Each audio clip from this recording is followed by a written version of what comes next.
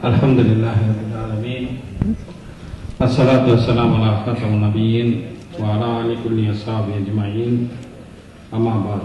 Faqad qala Allahu ta'ala fil Qur'anil Karim. A'udhu billahi minash shaitanir rajim.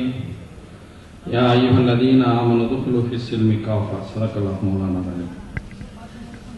அளவற்ற அருளாளனும் நிகரற்ற அன்புடையனுமாகிய எல்லாம் வல்ல ஏக இறைவனை போற்றி புகழ்ந்தவனாக அவனது நல்லருள் என்றென்றும் அவனது இறுதி தூதராக இந்த உலகிற்கு வருகை புரிந்த அன்னலம் பெருமானார் முஹம்மது முஸ்தபா ரசூலை கரீம் ஸல்லல்லாஹு அலைஹி வஸல்லம் அவர்கள் மீதும் அவர்களை பின்தொடர்ந்த உத்தம நபித்தோழர்கள் மீதும் இஸ்லாமிய கல்வி ஞானத்தை உலகமெங்கும் பரப்ப செய்த இமாம்கள் மீதும் இஸ்லாத்திற்காக தங்களுடைய இன்னுயிரை மீட்ட சுஹதாக்கள் மீதும் அல்லாஹுவின் நல்லடியார்கள் அனைவர் மீதும் அல்லாஹுவின் பேரருள் பெரிய அளவிலே பொழியப்படட்டுமாக என்ற பிரார்த்தனையுடன் என்னுடைய உரையினை தொடங்குகின்றேன். தமிழ்நாடு முஸ்லிம் முன்னேற்ற கழகத்தின் சார்பாக நீடூர் நெய்வாசலில 98வது அவசர ஊர்தி அர்ப்பணிப்பு விழா மற்றும் சமுதாய எழுச்சி பொதுக்கூட்டத்திற்கு தலைமை தாங்கியிருக்கின்ற நீடூர் தமிழ்நாடு முஸ்லிம் முன்னேற்ற கழகத்தினுடைய தலைவரும் நெய்வாசல் ஜமாத்தினுடைய நாட்டாமையுமான அருமை சகோதரர் MS ஜஃபர் அலி அவர்களே, வரவேற்புரை ஆற்றி அமர்ந்திருக்கின்ற முன்னாள் மாவட்ட துணைத் தலைவர் அருமை சகோதரர் ஷஃபா பஷீர் அவர்களே, முன்னிலை வகித்துக் கொண்டிருக்கின்ற நீடூர் தமுமுக கிளையின் செயலாளரும் கங்கணமுத்தூர் ஊராட்சி மன்றத்தினுடைய மனிதநேய மக்கள் கட்சியின் 9வது வார்டு உறுப்பினருமான அருமை சகோதரர் MS முகமது ஷபீர் அவர்களே, மனிதநேய மக்கள் கட்சியின் நீடூர் கிளை செயலாளரும்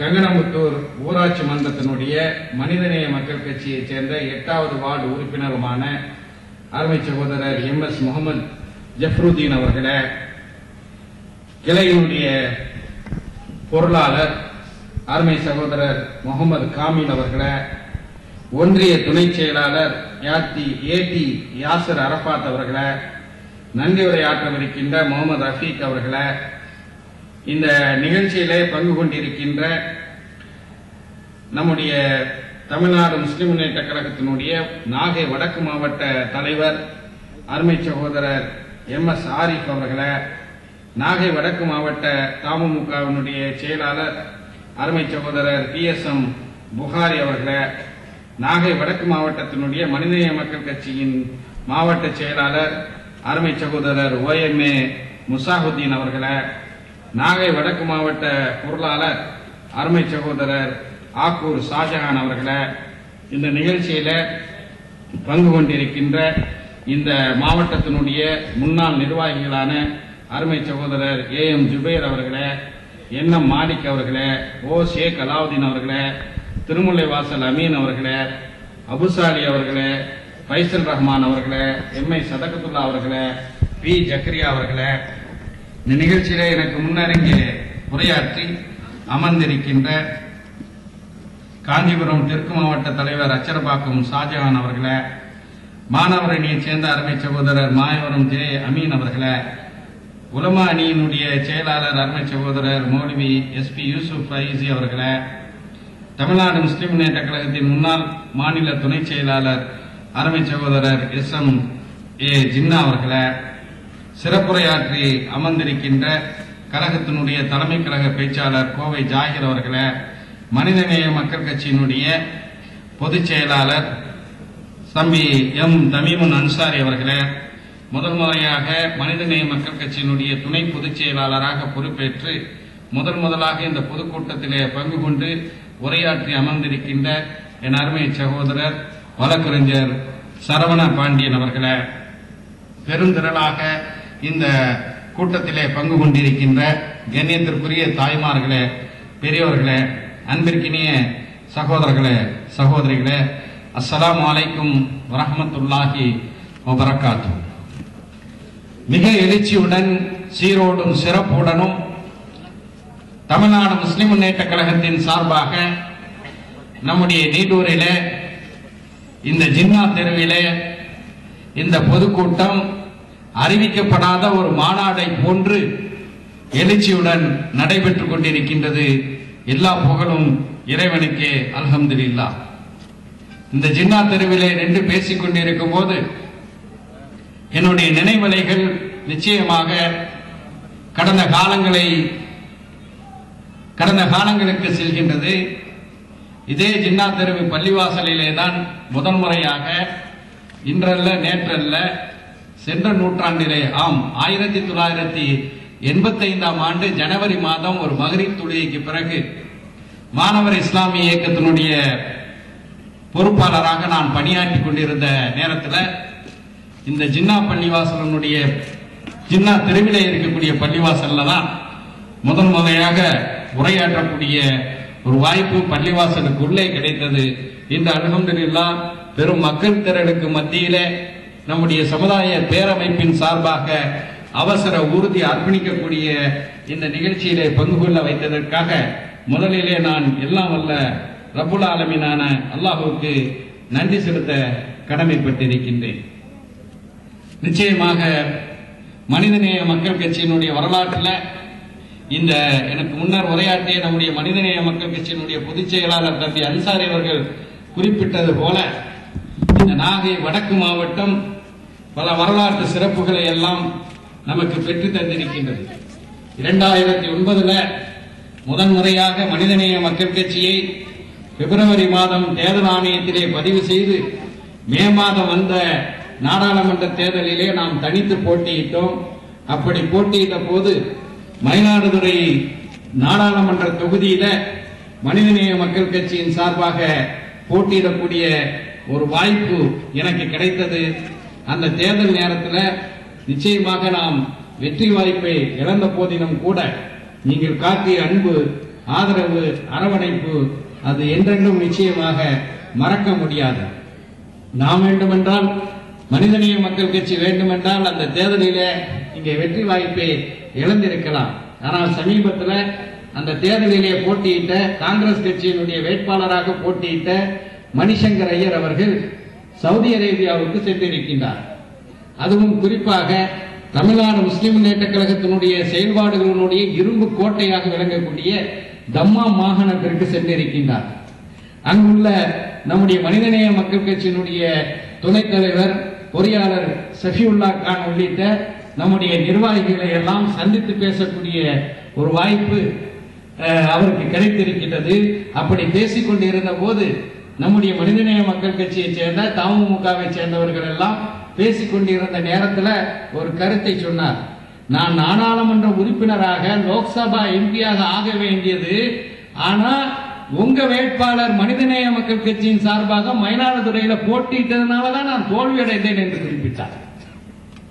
ஆக இந்த காங்கிரஸ் கட்சி முஸ்லீம்களை இவர்களுக்கு வேறு வழி இல்லை, எப்படி இருந்தாலும் நமக்கு தான் ஓட்டு போடுவாங்க என்று நினைத்துக் கொண்டு ஒரு பக்கம் நாவிலே தேன் சொட்ட சொட்ட பேசினாலும் கூட முதுகிலே குத்தக்கூடிய ஒரு சூழல் ஏற்படக்கூடிய நிலையில தேர்தல் களத்தில் காங்கிரஸ் கட்சிக்கும் பாடம் படித்து கொடுத்த ஒரு கட்சி மனிதநேய மக்கள் கட்சி என்பதை இந்த மயிலாடுதுறை நாடாளுமன்ற தொகுதியிலே நாம் போட்டியிட்ட போது நிரூபித்திருக்கின்றோம் என்பதை தொடக்கமாக நான் சொல்லிக்கொள்ள விரும்புகின்றேன்.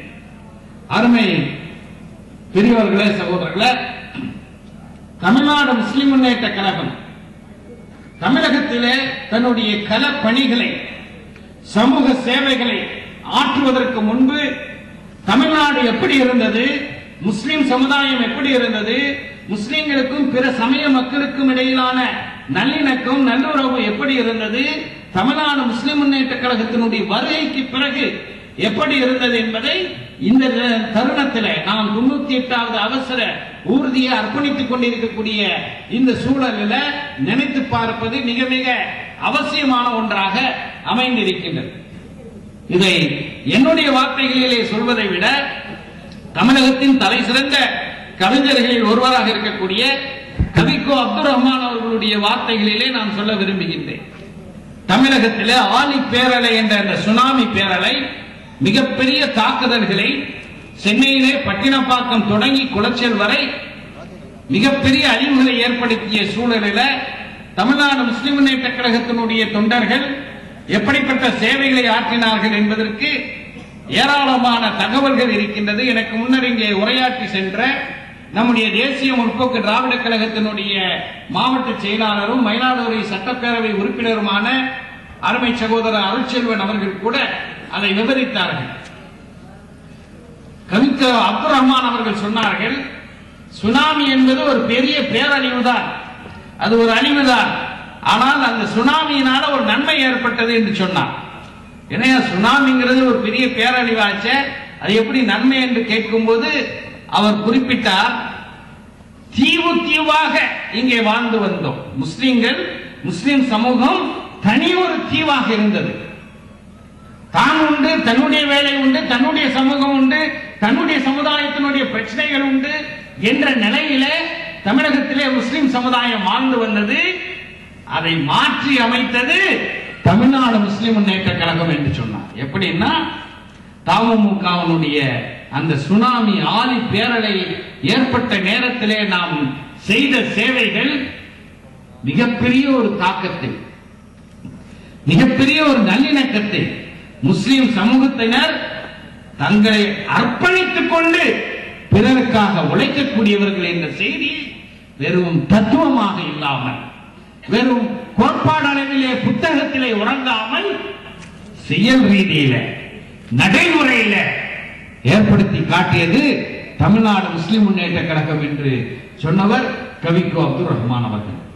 ஆம், அவர் மட்டுமல்ல, இந்தியாவினுடைய பிரதமர் மன்மோகன் சிங் அவர்கள் குளச்சலிலே நடைபெற்ற அந்த சுனாமி பேரழிவுகளை பார்க்க வந்தபோது அங்கே களப்பணி ஆற்றிய அன்றைய தமிழ்நாடு முஸ்லிம் முன்னேற்ற கழகத்தினுடைய மாவட்ட தலைவர் காதர் மொய்தீன் அவர்களிடம், நீங்க இங்கே ஆற்றிக் கொண்டிருக்கக்கூடிய சேவைகளை பற்றி நான் டெல்லியிலேயே கேள்விப்பட்டு விட்டேன் என்று பாராட்டக்கூடிய அளவுக்கு நம்முடைய மறுமலர்ச்சி திராவிட முன்னேற்ற கழகத்தினுடைய பொதுச் செயலாளர் வைகோ அவர்களாக இருக்கட்டும், அல்லது இப்போது கப்பல் போக்குவரத்து துறை அமைச்சராக இருக்கக்கூடிய அருமை சகோதரர் ஜி கே வாசனாக இருக்கட்டும், அல்லது உள்துறை அமைச்சராக இருக்கக்கூடிய ப சிதம்பரமாக இருக்கட்டும், இந்த பட்டியல் நீண்டு கொண்டே போகின்றது.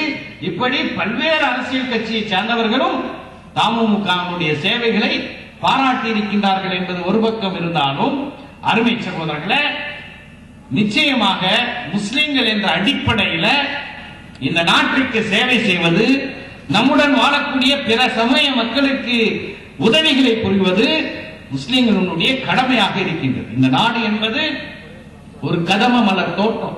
இங்கே எல்லா பூக்களும் பூக்குவதற்கு வாய்ப்புகள் இருக்கின்றது, வாய்ப்புகள் அளிக்கப்பட வேண்டும். இந்த கதம மலர் தோட்டத்தை பாதுகாக்கக்கூடிய ஒரு மிகப்பெரிய பொறுப்பு அரசாங்கத்திற்கு இருந்தாலும் கூட இந்த நாட்டினுடைய குடிமக்கள் என்ற அடிப்படையில் அதை பேணுவதில் நம்முடைய கடமையும் இருக்கின்றது. இந்தியாவினுடைய விடுதலை போராட்ட வரலாற்றை நீங்கள் திருப்பி பார்த்தால் இந்த வரலாறெல்லாம் நிச்சயமாக நம்முடைய பாட புத்தகங்களிலே இடம்பெறுவதில்லை, பள்ளிக்கூடங்களிலும் கல்லூரிகளிலும் படித்துக் கொடுப்பதில்லை. அதனால சொல்கின்றோம், இந்தியாவினுடைய விடுதலை போராட்ட வரலாற்றிலே முஸ்லிம்களினுடைய பங்கு என்பது ஒரு பெரிய தலைப்பு, நான் அதற்குள்ளே போகவில்லை. ஆனால் அகிம்சை வழியில, சத்தியாகிரக வழியிலே, உண்ணாவிரத வழியிலே தான் இந்த நாடு சுதந்திரம் அடைய முடியும் என்ற அடிப்படையிலே செயல்பட்ட காந்தியடிகளினுடைய எழுச்சிக்கு பின்னாடி முஸ்லிம்கள் இருப்பதை பார்க்க முடிகின்றது. மதுரையை சேர்ந்த ஒரு குடும்பத்தினர் தென்னாப்பிரிக்காவிலே மிகப்பெரிய அளவிலே வணிகத்திலே ஈடுபட்டு வந்தார்கள். அவர்கள் தான் காந்தியடிகளை தென்னாப்பிரிக்காவில் அரவணைத்து அவருக்கு எல்லா வகையான வசதிகளையும் கொடுத்து அவருக்கு பல்வேறு வகையான உதவிகளையும் செய்து இந்தியாவுக்கு அனுப்பி வைக்கின்றார்கள். காந்தியடிகளினுடைய விடுதலை இயக்கத்தினுடைய பின்னணியில முஸ்லிம்கள் இருப்பதை பார்க்க முடிகின்றது. நேதாஜியினுடைய போராட்டம் இல்லை இல்லை, இந்த அகிம்சை வழியிலெல்லாம் இந்தியா விடுதலை பெற முடியாது, ஆயுதம் தூக்கினால்தான் விடுதலை பெற முடியும் என்று நேதாஜி போரிட்டார். இந்திய தேசிய ராணுவத்தை உருவாக்கினார். அந்த நேதாஜியினுடைய போராட்டத்துக்கு பின்னாடி அவருக்கு வலதுகரமாக இடதுகரமாக எல்லா வகையிலும் அவருக்கு பின்னணியிலே இருந்தவர்கள் யார் என்று சொல்லும் போது முஸ்லிம்கள் தான் இருந்தார்கள்.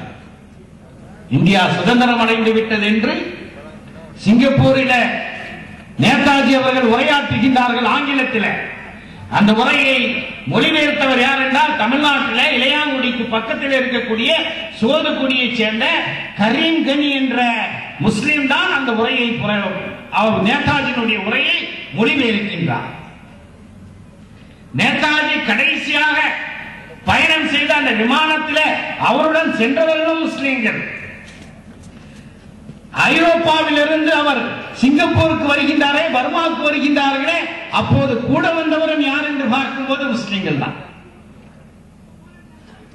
ஆக இந்தியாவினுடைய விடுதலை என்பது அனைத்து சமூக மக்களும் சேர்ந்து ஒன்று திரண்டு நடத்திய ஒரு மிகப்பெரிய போராட்டமாக இருந்தது.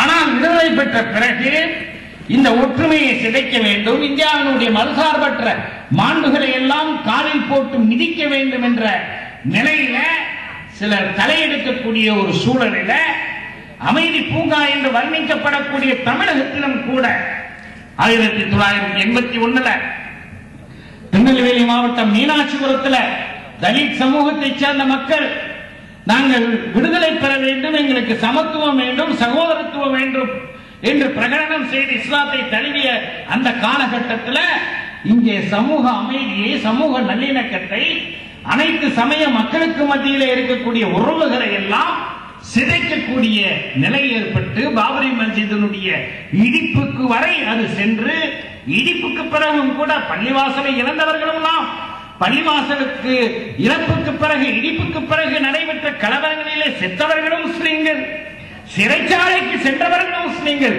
என்ற ஒரு நிலையில இந்த நாட்டிலே அரசியல் சாசன சட்டம் என்று ஒன்று இருக்கின்றது.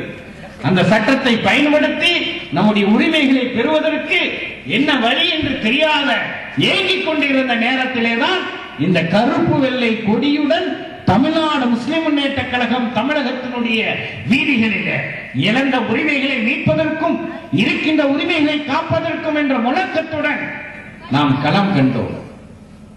தம்பி அன்சாரி அவர்கள் குறிப்பிட்டது போல இன்று எத்தனையோ இயக்கங்கள் வரலாம், இன்று எத்தனையோ அரசியல் கட்சிகள், நாங்கள் அகில இந்திய கட்சி என்று சொல்லலாம்.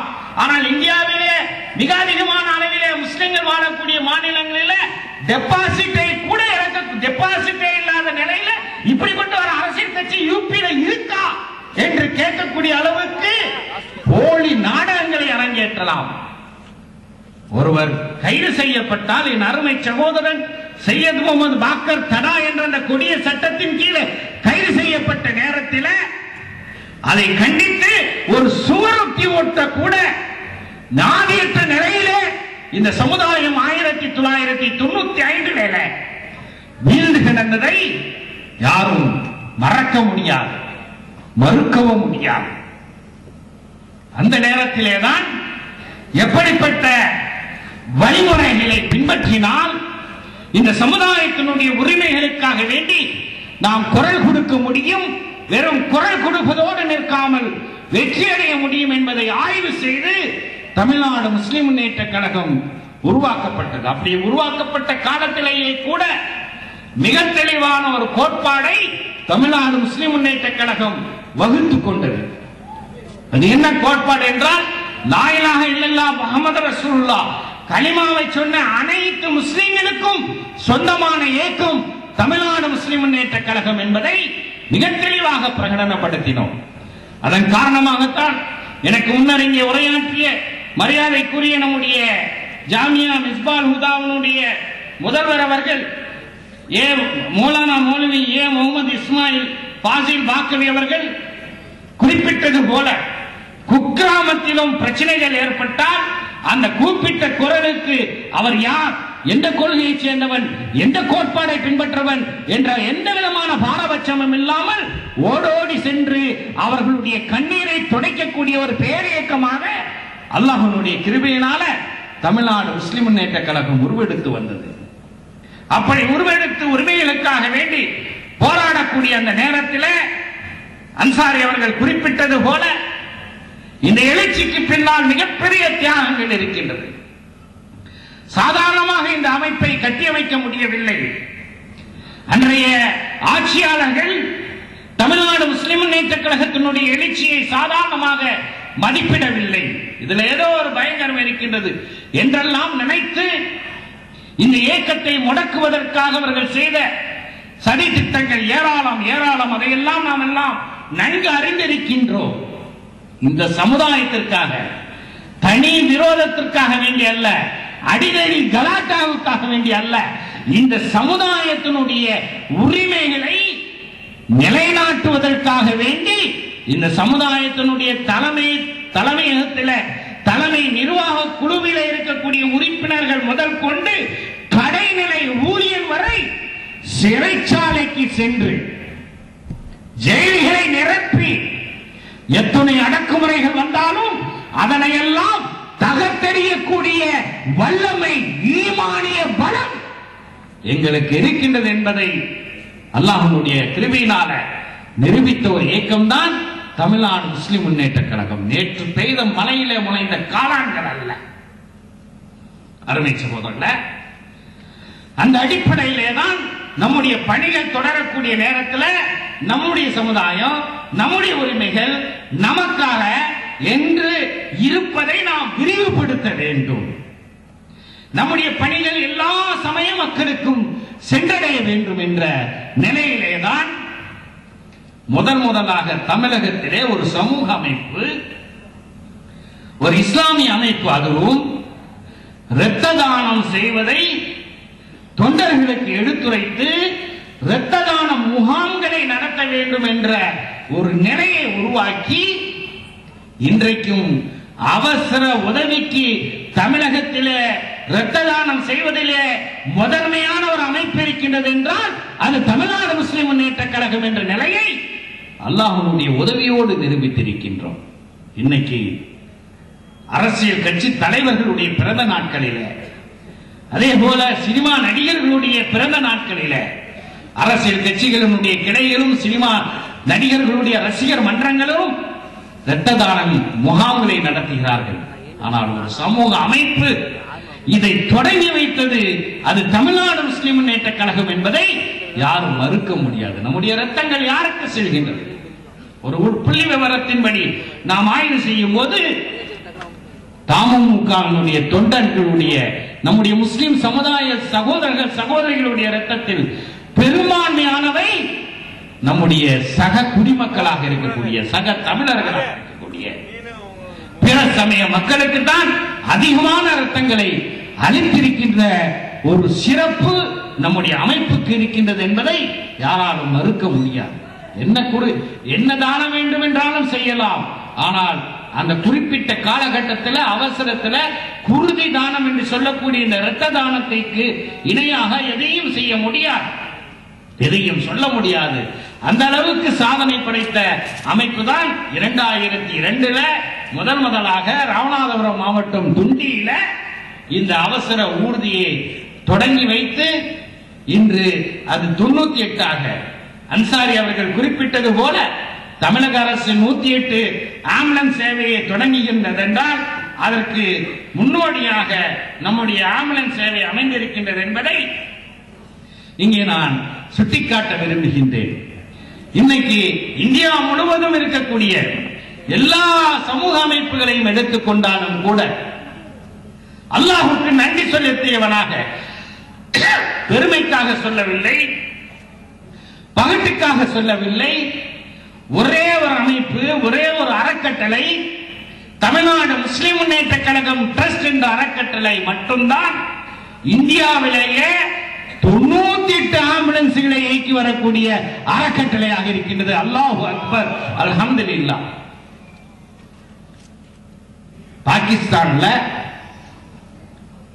எடி என்ற ஒரு முஸ்லிம், அவர்தான் முதல்ல இந்த ஆம்புலன்ஸ் சேவையை, தனியார் சேவையை நடத்தி, இன்னைக்கு கூட நீங்க பாகிஸ்தான்ல ஒரு குண்டு வெடிச்சிச்சு, ஒரு கலவரம் நடந்துச்சுன்னா அந்த ஆம்புலன்ஸ் பாப்பீங்க.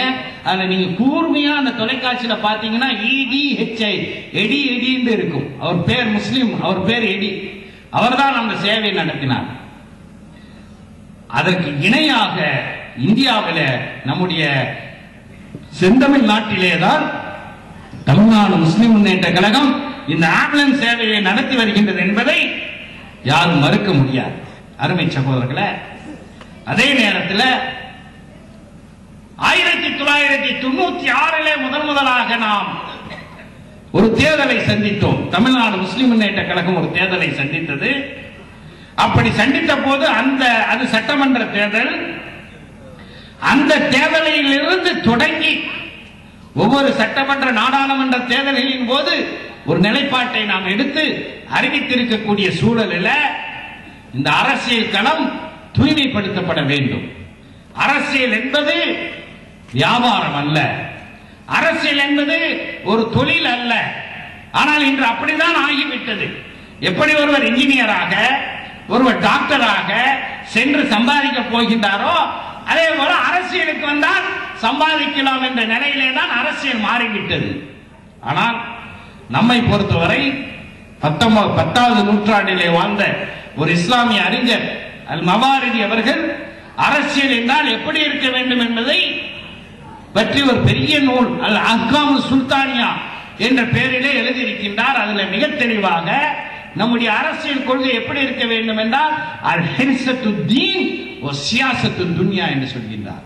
மார்க்க நெறிமுறைகளை நெஞ்சிலே ஏந்தியவர்களாக மக்களுக்கு சேவை செய்வதுதான் அரசியல் என்று குறிப்பிட்டிருக்கின்றார். அந்த அடிப்படையில் இந்த அரசியல் களத்தை தூய்மைப்படுத்த வேண்டும்.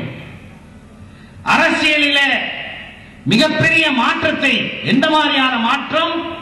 மண்டிய இருள்களிக்கும் மாபெரும் முழக்கம் மனிதநேய மக்கள் கட்சி. மண்டிய இருள் என்றால் அரசியல் என்றால் ஊழல் ஊழல் ஊழல், அது ஒரு சாக்கடை என்ற நிலையில அதை தூய்மைப்படுத்த முடியாது, சுத்தப்படுத்த முடியாது என்ற ஒரு நிலையில மனிதநேய மக்கள் கட்சியை 2009 நாம் தொடங்கினோம். அப்படி தொடங்கும் போது பலரும் சொன்னார்கள், இந்த சாக்கடையில நீங்க போனா நீங்களும் இதுல மூழ்கிடுவீங்க.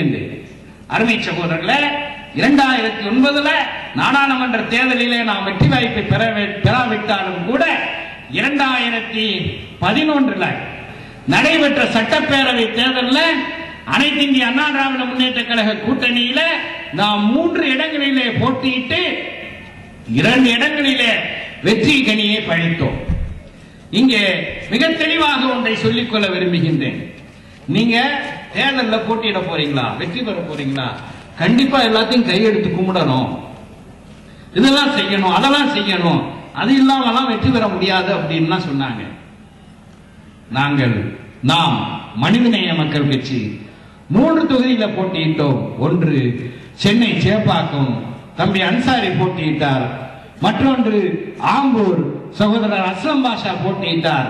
நான் ராமநாதபுரம் தொகுதியிலே போட்டியிட்டேன். இந்த 3 தொகுதிகளிலும் எங்கேயும் இந்த மார்க்கத்தினுடைய நெறிமுறைகளை விட்டுக் கொடுக்காமல் வாக்கு சேகரித்து 2 தொகுதிகளிலும் வெற்றி பெற்றிருக்கின்றோம். 3வது தொகுதியிலும் நிச்சயமாக நாம் தான் வெற்றி பெற்றோம். அதுல எந்த சந்தேகமும் இல்லை. ஏனென்றால் தமிழகத்தில் மிக அதிகமாக பிரவீன்குமாரனுடைய கழுகு பார்வையையும் மீறி மிக அதிகமாக பணம் பாதாளம் வரை சென்றது என்றால் அது சேப்பாக்கம் தொகுதியிலே, சேப்பாக்கம் திருவல்லிக்கேணி தொகுதியிலே தான் அது சென்றது. அதனால வெற்றி வாய்ப்பை இழக்க வேண்டிய ஒரு நிலை ஏற்பட்டாலும் கூட இந்த கொள்கை, கோட்பாடு இவற்றிலெல்லாம் there's no compromise, இதுல எந்த விதமான சமரசமும் இல்லாமல் செல்லக்கூடிய ஒரு அமைப்பை உருவாக்க முடியும். அரசியலிலும் இந்த தூய்மையை நிலைநாட்ட முடியும் என்பதை நிரூபித்து இருக்கக்கூடிய ஒரு கட்சி தான் மனிதநேய மக்கள் கட்சி. சரி, இதோடு முடிந்து விட்டதா? எம்எல்ஏக்கள் என்றால் கோடி கோடியாக சம்பாதிக்கின்றார்கள் என்றெல்லாம் சொல்கின்றார்களே, அதில் எப்படி என்ற ஒரு நியாயமான கேள்வி எழும். ஏனென்றால் சமீபத்தில் சச்சின் தெண்டுல்கர் ஒரு பேட்டி அளித்தார். உங்களுக்கு தெரியும், 2-3 நாட்களுக்கு முன்னால் வங்காளதேசத்துக்கு எதிராக நடைபெற்ற ஒரு போட்டியில தான் நீண்ட காலத்திற்கு பிறகு சச்சின் தெண்டுல்கர் தன்னுடைய 100வது சதத்தை அடித்தார் என்பதை பார்க்கின்றோம், பாராட்டுகிறோம். அது ஒரு பக்கம் இருக்கட்டும். சச்சின் தெண்டுல்கர் என்ன சொன்னார்னா, நான் 100வது சதம் அடிக்கணும், அடிக்கணுங்கிறத பத்தி தான் மீடியாக்கள் பெருசா சச்சின் 100வது சதம் அடிக்கல, 100வது சதம் அடிக்கல அப்படின்னு பேசுறாங்க. ஒன்றை மறந்து விட்டார்கள், இதுவரைக்கும் நான் 99 செஞ்சுரி போட்டிருக்கேன், அதை பத்தி பேசுறதுக்கு இவங்களுக்கு வாய் வரல அப்படின்னு மீடியாக்களை ஒரு பெரிய சாடு சாடினார். அதே மாதிரி சட்டப்பேரவை உறுப்பினர்களாக நானும் நம்முடைய சகோதரர் அஸ்லம் பாஷாவும் பணியாற்றி கொண்டிருக்கிறோம். நம்ம சமூகத்தில் ஒரு மனநோயாளி இருக்கார், உங்களுக்கு தெரியும். அவருக்கு எங்க போனாலும் ட்ரீட்மெண்ட் கொடுக்க முடியாது. இந்த மனநோயாளி என்ன பேசுறாருன்னா, சட்டசபையில 2 மையத்துகள் இருக்கின்றதுன்னு பேசியிருக்காரு. எனக்கு முன்னர் இங்கே உரையாற்றிய நம்முடைய மயிலாடுதுறை சட்டமன்ற உறுப்பினர் அருட்செல்வன் அவர்கள் பேசியதை நான் இங்கே திரும்ப பேச விரும்பவில்லை. ஆனால் அருமை சகோதரர்களே, நாங்க மையத்தா இல்லையாங்கிறத அல்லாஹ் பார்த்து கொண்டிருக்கின்றான். இந்த நம்முடைய சமுதாயம் பார்த்து கொண்டிருக்கின்றது. தமிழ் சமுதாயம் நிச்சயமாக மையத்தல்ல. இந்த தமிழ் சமுதாயத்திற்காக, இஸ்லாமிய சமுதாயத்திற்காக, அனைத்து சமுதாயத்திற்காக ஸ்திரமான முறையில, சிறப்பான முறையில ஒலிக்கக்கூடிய குரல் மனிதநேய மக்கள் கட்சியின் குரல் என்பதை இன்ஷா அல்லாஹ் வரலாறு பதிவு செய்யும். இந்த மனநோயாளி வரலாற்றினுடைய ஏடுகளிலிருந்தே மறைந்து போவார் இன்ஷா அல்லாஹ். அதே மாதிரி சட்டப்பேரவையில பேசும்போது மனிதர்களின் அடிப்படையில், ஏன்னா உரையாற்றும் போது சில நேரங்களில் வார்த்தைகள் முன்னும் பின்னே வந்துவிடும். சில நேரங்களில் நம்முடைய கண்ட்ரோல்லே இருக்காது. எல்லாவற்றையும் எழுதி கொண்டு சட்டமன்றத்திலே வாசிக்க முடியாது.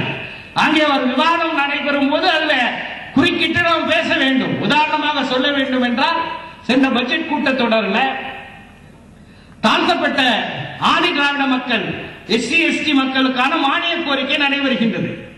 அந்த மானிய கோரிக்கையில நம்முடைய சேக்கு தமிழரசனுடைய அன்பிற்கினிய நண்பர் முனைவர் சேக்கு தமிழரசன் பேசுகின்றார்.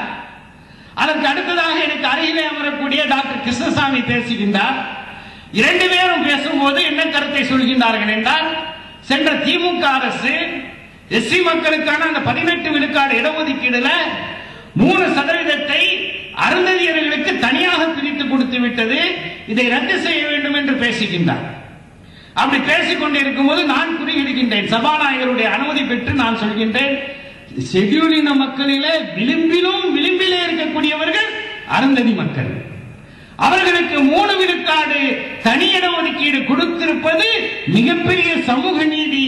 அதில் இந்த அரசு எந்த மாற்றத்தையும் கொண்டு வரக்கூடாது என்று மனிதநேய மக்கள் கட்சியின் சார்பில் நான் அங்க பேசுறேன். எதுக்காக சொல்றேன்னா, இப்படி சட்டசபையில திடீரென்று பேச வேண்டி வரும். அப்படி தானே பயிலை பற்றி நான் பேசும்போது சில வார்த்தைகள் அங்கே தவறுதலாக வந்துவிட்டது. இதை வச்சுக்கிட்டு எப்படி சச்சின் டெண்டுல்கர் அடுத்த 99 செஞ்சிருக்கிற எல்லாம் மறந்துவிட்டு அவர் 100வது அடிக்கலையான்னு சொல்ற மாதிரி இந்த மனநோயாளி புலம்பிக் கொண்டிருக்கக்கூடிய நிகழ்ச்சியை பார்க்கின்றோம். சட்டப்பேரவை உறுப்பினர்களாக நானும் சகோதரர் அஸ்லம் பாஷாவும் அவர்களும் பொறுப்பேற்ற பிறகு இதுவரை தமிழக சட்டமன்றத்தில் 2 பேரும் சேர்ந்து 6 முறை முஸ்லிம்களுக்கான தனி இடஒதுக்கீடு 3.5 விழுக்காடில் இருந்து 5 விழுக்காடாக மேலாக உயர்த்தி தரப்பட வேண்டும் என்பதை தொடர்ச்சியாக பேசியிருக்கின்றோம். மே மாதம் சட்டமன்றம் தேர்தல் நடைபெற்று வெற்றி பெற்றோம். அங்கே ஒரு 6 மாசம், இங்க ஒரு 2-3 மாசம், கிட்டத்தட்ட 9 மாசத்துல தமிழக சட்டப்பேரவையினுடைய கடந்த கால ஆவணங்களை நீங்கள் திருப்பி பார்த்தால், ஒரு கட்சியின் சார்பாக முஸ்லிம்களுக்கான தனி இடஒதுக்கீடு 6 முறை இந்த சட்டமன்றத்திலே மதிப்பு மிகுந்த உறுப்பினர்களாக இந்த சமுதாயத்துக்கு குரல் கொடுக்கக்கூடியவர்களாக இருந்த அப்துல் லத்தீப் சாஹிப் பேசியிருக்கின்றாரா, அப்துல் சமத் சாஹிப் பேசியிருக்கின்றாரா, ரவணசமுத்திரம் பீர் முகமது சாஹிப் பேசியிருக்கின்றார்களா என்றால் பேசியிருக்கலாம். ஆனால் அவர்களை விட அதிகமாக பேசியது மனிதநேய மக்கள் கட்சி என்பதை நிச்சயமாக பதிவு செய்ய விரும்புகின்றேன். அதெல்லாம் ஒரு பக்கம் இருக்கட்டும். எதற்காக அரசியலுக்கு வந்தோம்? பணம் சம்பாதிப்பதற்கா, ஊழல் செய்வதற்கா, அல்லது 10ஓடு 1 அத்தோடு இது 1 என்ற நிலையை உருவாக்குவதற்காக? நிச்சயமாக இல்லை. அருமை சகோதரர்களை, மிக வெளிப்படையாகவே நான் பேச விரும்புகின்றேன். ஒரு சட்டப்பேரவை உறுப்பினர் என்ற அடிப்படையில் சும்மா வீட்டில் படுத்து கிடந்தாலும் கூட இந்த 8 மாசத்துல குறைந்தபட்சம், ஆக குறைந்தபட்சம் 1 கோடி ரூபாய் வீடை தேடி ஒவ்வொரு சட்டமன்ற உறுப்பினருக்கும் வந்திருக்கும். ஆனால் அருமை சகோதரர்களே, அப்படி வரக்கூடிய அப்படிப்பட்ட ஒரு நிலை வரும்போது இங்க வராத உதப்பேன், இதை பற்றி நான் புகார் தெரிவிப்பேன் என்று சொல்லி அது பத்திரிகைகளிலும் கூட வெளிவந்திருக்கக்கூடிய ஒரு நிலையை உருவாக்கி இருக்கின்றோம். இப்படிப்பட்ட ஒரு நிலையில தான் இன்ஷா அல்லாஹ் மனிதநேய மக்கள் கட்சியினுடைய உறுப்பினர்கள் நாடாளுமன்றத்திலே இருந்தாலும், சட்டமன்றத்திலே இருந்தாலும், உள்ளாட்சி மன்றத்திலே இருந்தாலும் இந்த தூய்மை பாதுகாக்கப்பட முடியும், பாதுகாக்கப்பட வேண்டும், பாதுகாக்கப்படும் இன்ஷா அல்லாஹ். அருமை சகோதரர்களே, எம்எல்ஏக்களுக்கு ஒவ்வொரு ஆண்டுக்கும் 2 கோடி ரூபாய் தொகுதி மேம்பாட்டுக்காக நிதியை கொடுக்கின்றார்கள். வழக்கமாக பெரும்பாலான எம்எல்ஏக்கள், விதிவிலக்கு நிச்சயமாக இருக்கின்றது, விதிவிலக்கு நிச்சயமாக எம்எல்ஏக்களும் எம்பிக்களும் இருக்கு, நான் அவர்களை பற்றி பேச போறதில்ல. பெரும்பாலான எம்எல்ஏக்கள் இந்த 2 கோடி ரூபாய் ஆக குறைந்தபட்சம் பாத்தீங்கன்னா 10 விழுக்காடு யார் அந்த வேலையை செய்யறாங்களோ அந்த கான்ட்ராக்டர் வாங்கிடுவாங்க. 2 லட்சம் வரால 10% எவ்வளவு ஆச்சு? 20 லட்சம் ரூபாய்.